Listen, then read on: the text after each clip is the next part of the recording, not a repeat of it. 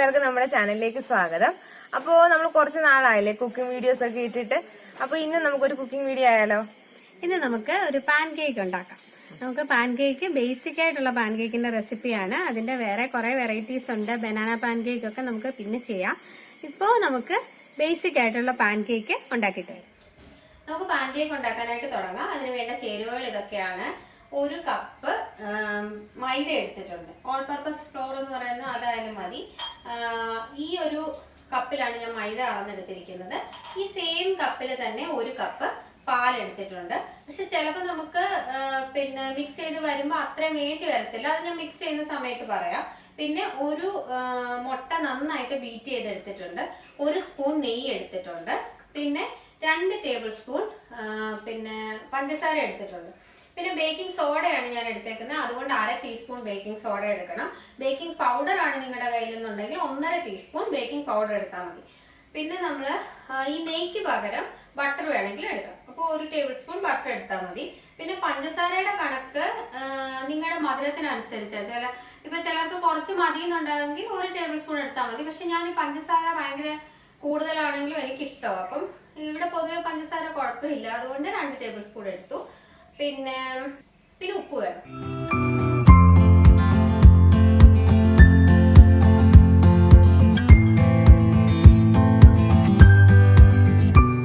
നമുക്കപ്പോൾ ആദ്യം ഈ മൈദയും അതേപോലെ തന്നെ പഞ്ചസാരയും ഉപ്പും ബേക്കിംഗ് സോഡയും കൂടെ ഒന്ന് മിക്സ് ചെയ്യാം. ഇതിപ്പോൾ ഞാനൊരു മിക്സിംഗ് ബൗളിലോട്ട് മാറ്റിയിട്ടുണ്ട്. നമ്മളിപ്പോൾ ആദ്യമേ തന്നെ അതൊരു മിക്സ് ചെയ്യാൻ പറ്റിയ ഒരു ബൗളിലാണ് നമ്മൾ മൈദ എടുക്കുന്നതെന്നുണ്ടെങ്കിൽ അതായിരിക്കും സൗകര്യം.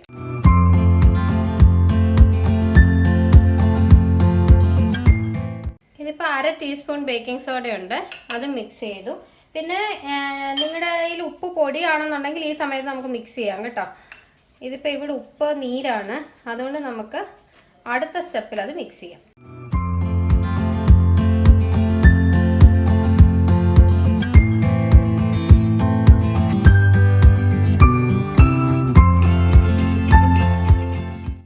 നന്നായിട്ട് മിക്സ് ആയിട്ടുണ്ട്.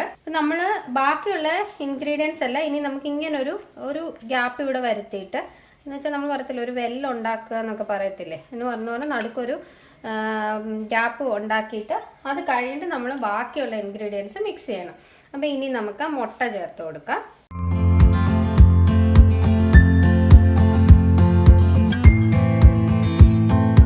പിന്നെ നെയ്യ്.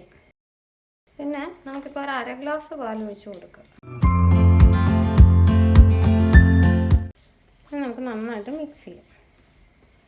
ഇതൊരു ഫോർക്ക് ഉണ്ടെങ്കിൽ അത് വെച്ച് മിക്സ് ചെയ്യുന്നതാണ് ഏറ്റവും നല്ലത്. കാരണം നമുക്കങ്ങനെ ഉടഞ്ഞു കിട്ടണം. ഇങ്ങനെ ചെറിയ തരി കുഴപ്പമില്ല, പക്ഷെ വലിയ കട്ടയൊന്നും പാടില്ല. അപ്പോൾ അതുകൊണ്ട് നമുക്ക് അത്യാവശ്യം ഒരു മിക്സ് ചെയ്യുമ്പം അത്യാവശ്യം നന്നായിട്ട് മിക്സ് ചെയ്ത് കിട്ടാൻ ഫോർക്ക് ഉണ്ടെങ്കിൽ അതാണ് ഏറ്റവും നല്ലത്. ഇതിപ്പോൾ ഞാൻ സ്പൂൺ എടുത്തു പോയത് കൊണ്ട് ഇപ്പോൾ സ്പൂൺ വെച്ച് തൽക്കാലമൊക്കെ മിക്സ് ചെയ്യാമെന്ന് വിചാരിച്ചു.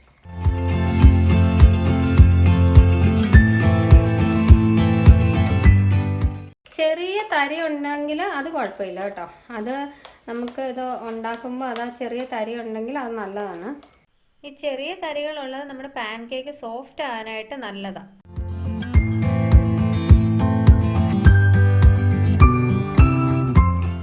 ഇതിൻ്റെ കൺസിസ്റ്റൻസി ഒരുപാട് ലൂസോ ഒരുപാട് കട്ടിയോ ആവാൻ പാടില്ല. ഇനി നമുക്ക് ഇവിടെ ഉപ്പ് നീരല്ലേ, അപ്പം നമുക്ക് ഇച്ചിരി ഉപ്പ് നീര് ഇനി ലാസ്റ്റ് ചേർത്ത് കൊടുക്കാം.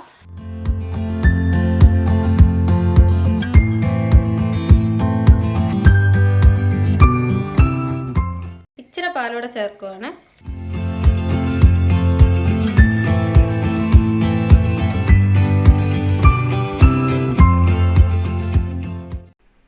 ഇതിപ്പോൾ നമുക്ക് 1 ഗ്ലാസ് പാല് തികച്ചു വേണ്ടി വന്നില്ല. ഒരു 2 ടേബിൾ സ്പൂണ് പാല് ബാക്കി വന്നിട്ടുണ്ട്. നമുക്കത് ചേർത്ത് വരുമ്പോൾ നമുക്ക് ഏകദേശം ഒരു ഐഡിയ കിട്ടും. അപ്പം നമുക്ക് ഐശ്വര്യമായിട്ട് ആദ്യത്തെ പാൻ കേക്ക് ഉണ്ടാക്കാം.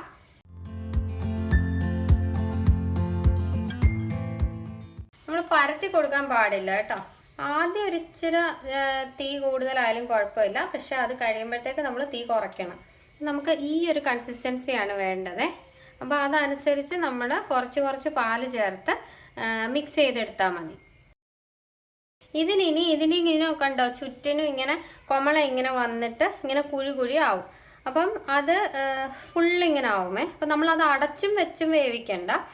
ഇത് ഒരു ഏകദേശം ഒന്ന് ശരിയാകുമ്പോഴത്തേ എന്ന് വെച്ചാൽ ഇതെല്ലാം പൊട്ടി ആ ഒരു കുഴിയൊക്കെ ആയി കഴിയുമ്പോഴത്തേക്കാണ് നമുക്ക് മറിച്ചിടാനുള്ള പാകമാവുന്നത്. ഇതിപ്പോൾ നമുക്ക് മറിച്ചിടാനുള്ള പാകമായി. ഏകദേശം ഇപ്പോൾ കുഴികളൊക്കെ ആയല്ലോ. നമ്മൾ ഈ ദോശയുടെ ഒക്കെ പുറത്ത് ഇങ്ങനെ ആക്കത്തില്ലേ, അങ്ങനൊന്നും ആക്കി കൊടുക്കണ്ട കേട്ടോ. അതിന് ശല്യം ചെയ്യാതിരിക്കുക നല്ലത്. നമ്മുടെ ഫസ്റ്റ് പാൻ കേക്ക് റെഡിയായി. ഇങ്ങനെ നമുക്ക് ബാക്കിയുള്ള മാവെല്ലാം നമുക്ക് ചുട്ടെടുക്കാം. ഇതിപ്പോൾ നോൺ സ്റ്റിക്ക് പാനായതുകൊണ്ട് നമ്മൾ എണ്ണയോ നെയ്യോ ഒന്നും ചേർത്ത് കൊടുക്കണ്ട. അതല്ലാത്ത പാനോ ദോശക്കല്ലോ ഒക്കെ ആണെന്നുണ്ടെങ്കിൽ ഇച്ചിരി എണ്ണ തൂത്ത് കൊടുക്കുന്നത് നല്ലതായിരിക്കും.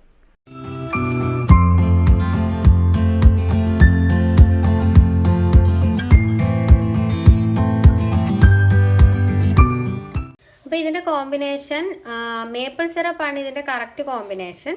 പിന്നെ നമുക്ക് ഹണി ചേർത്തിട്ട് കഴിക്കാൻ നല്ലതാണ്. പിന്നെ അതേപോലെ ചോക്ലേറ്റ് സിറപ്പൊക്കെ ഉണ്ടല്ലോ, അല്ലെങ്കിൽ ന്യൂട്ടല്ല, അതൊക്കെ കൂട്ടിയിട്ട് നല്ലതാണ്. ഞാൻ പക്ഷേ ഹണി കൂട്ടിയാണ് കഴിച്ചിട്ടുള്ളത്. അതുപോലെ തന്നെ നമുക്ക് ഇതിൻ്റെ കൂടെ കുറച്ച് ഫ്രൂട്ട്സൊക്കെ അരിഞ്ഞിട്ടിട്ട് അങ്ങനെയൊക്കെ നമുക്ക് അതും മിക്സ് ചെയ്ത് എന്ന് വെച്ചാൽ ഹണിയും ഫ്രൂട്ട്സും ഒക്കെ കൂടെ മിക്സ് ചെയ്ത് നമുക്ക് എടുക്കാം. നമ്മുടെ അടുത്ത പാൻ കേക്ക് റെഡിയായി. അത് നമുക്കിതിലേക്ക് മാറ്റി.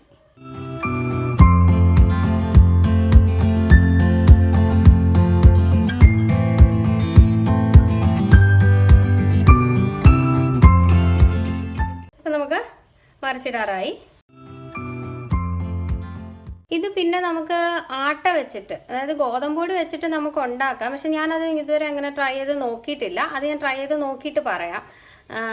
മൈദ ഇഷ്ടമല്ലാത്തവർക്ക് എന്ന് വെച്ചാൽ മൈദ ആരോഗ്യത്തിന് നല്ലതല്ല എന്നുള്ള ഒരു ഇതുണ്ടല്ലോ. അപ്പോൾ അതിന് നമുക്ക് വേണമെങ്കിൽ ഗോതമ്പൊടി വെച്ച് ഉണ്ടാക്കാം. വലിയ പ്രശ്നം വരുമോയെന്ന് എനിക്ക് തോന്നുന്നില്ല.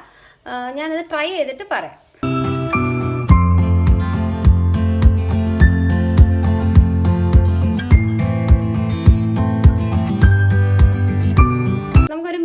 ഫ്ലെയിമിലാണ് ഇത് ഉണ്ടാക്കേണ്ടത്. ഒത്തിരി ഹൈ ഫ്ലെയിം ആയി പോയി കഴിഞ്ഞാൽ അകം വേവത്തില്ല. പെട്ടെന്ന് തന്നെ അതങ്ങ് പിന്നെ കരിയുന്ന പോലെ ആവുകയും ചെയ്യും. അപ്പം നമുക്ക് പെട്ടെന്ന് മറിച്ചിട്ട് കഴിയുമ്പോഴത്തേക്ക് അകം ഒട്ടും വേവത്തില്ല. എന്നാൽ തീരെ കുറവാണെന്നുണ്ടെങ്കിൽ അത് ഭയങ്കരമായിട്ട് കട്ടിയായി ഇപ്പോൾ നമുക്ക് സോഫ്റ്റ് ആയിട്ട് കിട്ടത്തില്ല. അപ്പോൾ അതുകൊണ്ട് ആദ്യം ഒരു ഇച്ചിരി കൂടുതലാണെങ്കിലും കുഴപ്പമില്ല. പെട്ടെന്ന് അത് ഒഴിച്ച് കഴിയുമ്പോഴത്തേക്ക് കുറച്ചിട്ട് ഒരു മീഡിയം ഫ്ലെയിമിൽ തന്നെ ഉണ്ടാക്കിയാൽ മതി. പിന്നെ നമ്മൾ ഇത് പാൻ കേക്ക് ഉണ്ടാക്കുമ്പോൾ മെയിനായിട്ട് ശ്രദ്ധിക്കേണ്ട കാര്യം ഈ കൺസിസ്റ്റൻസിയാണ്. കൺസിസ്റ്റൻസി നമ്മളങ്ങ് ഒരുപാട് അങ്ങ് ദോശയുടെ കൂട്ട് ആ ഒരു കൺസിസ്റ്റൻസി ആവണ്ട. കാരണം ഇച്ചിരി ഒരു തിക്ക് കൺസിസ്റ്റൻസി വേണം. എന്ന് വെച്ചാൽ നമ്മൾ ഇതങ്ങ് ഒഴുകി പോയിട്ട് വേറൊരു ഷേപ്പിലോട്ടൊന്നും പോകരുതല്ലോ. അത് കറക്റ്റായിട്ട് നമ്മളിങ്ങനൊന്ന് ഈ ഒരു പരുവത്തിൽ കിട്ടുന്ന രീതിയിൽ വേണം. അപ്പോൾ അതുകൊണ്ട് മെയിനായിട്ട് നമ്മൾ ശ്രദ്ധിക്കേണ്ടത് പാല് ചേർക്കുന്ന സമയത്ത് കുറച്ചായിട്ട് ചേർക്കുക. അപ്പോൾ ഇവിടെ ഇപ്പോൾ ഉപ്പ് നീരായതുകൊണ്ട് അതും ഇച്ചിരി വെള്ളമായിട്ടല്ലേ നമുക്ക്. അപ്പോൾ അതുകൊണ്ട് ഇച്ചിരി കൺസിസ്റ്റൻസി ഇച്ചിരി ഒരു വ്യത്യാസം വരും. അപ്പോൾ അതേസമയം ഉപ്പ് പൊടിയാണെന്നുണ്ടെങ്കിൽ അത്ര വ്യത്യാസം വരത്തില്ല. അപ്പോൾ അതുകൊണ്ട് അതനുസരിച്ച് ചിലപ്പോൾ നിങ്ങൾക്ക് എനിക്ക് വേണ്ടി വന്നതിലും ഇച്ചിരി കൂടെ ചിലപ്പോൾ പാല് വേണ്ടി വരും.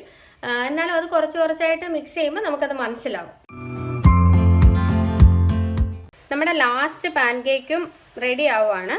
അപ്പോൾ ഇപ്പം ഞാൻ എടുത്തിരിക്കുന്ന ഈ അളവിൽ 5 പാൻ കേക്ക് ഉണ്ടാക്കാൻ പറ്റിയിട്ടുണ്ട്. ഇപ്പം നിങ്ങളപ്പോൾ അതനുസരിച്ച് നിങ്ങൾക്ക് വേണ്ട അത്രയും അതനുസരിച്ച് അളവെടുക്കുക. ഇത് പിന്നെ ഞാൻ ഈ എടുത്തിരിക്കുന്ന ഈ ഒരു സൈസിലാണെന്നുണ്ടെങ്കിൽ കറക്റ്റ് 5 എണ്ണം ഉണ്ടാക്കാനുള്ളതുണ്ട്. ഇതിപ്പോൾ ഞാനിത് മുറിച്ച് കാണിക്കാമേ. കണ്ടോ, അകം നന്നായിട്ട് വെന്തിട്ടുണ്ട്.